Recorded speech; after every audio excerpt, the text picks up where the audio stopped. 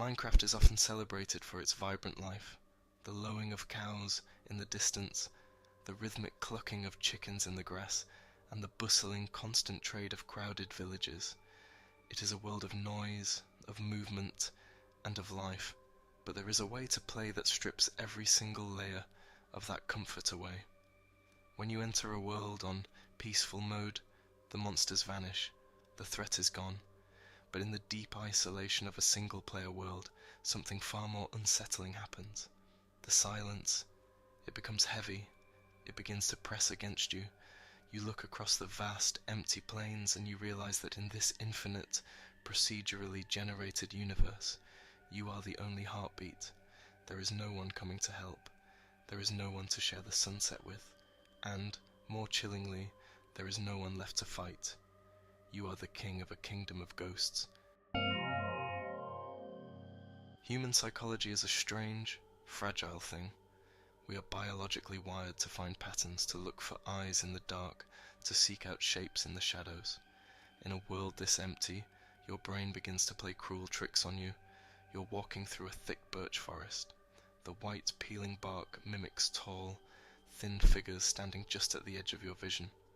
You hear a sound, a sudden block update, a stray leaf falling, and you spin around, heart racing. Nothing. The peaceful setting should make you feel safe, but instead it creates a terrifying vacuum. And nature abhors a vacuum. As the shadows stretch long across the grass, you start to ask yourself a question that won't go away. If the game says I'm truly alone, then why does it feel like I'm being watched? Then, you go down. You leave the sun behind and enter the earth. The caves in Minecraft are no longer just tunnels. They have become cathedrals of cold stone and stagnant air. Down here the silence is absolute. It is a physical weight. On any other difficulty, your ears would be tuned to the rattle of a skeleton or the low, guttural moan of a zombie. But here, there is only the rhythmic, haunting sound of your own footsteps. Clink, clink, clink. Every torch you place feels like a tiny, desperate scream against an ocean of absolute black. You realize with a cold shiver that you aren't actually afraid of what might be hiding in the dark. You are afraid of the dark itself. You are afraid that the void is infinite. The true horror of this loneliness reaches its peak when you stumble upon them, the structures, a desert temple half buried in the sand, built for gods that aren't there, a village with perfectly intact houses, empty hearths, and swinging doors.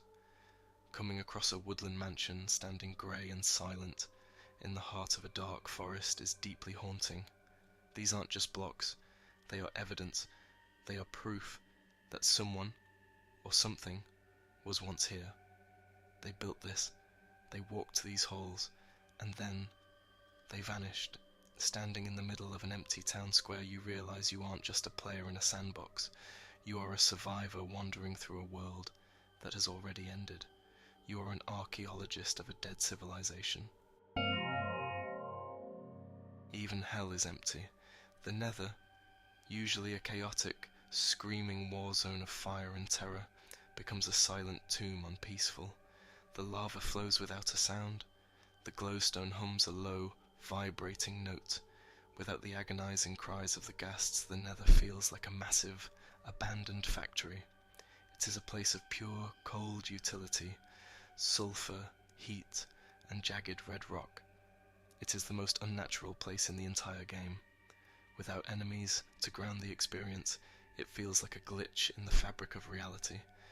It is a dimension that shouldn't exist, occupied by a player who was never meant to be there.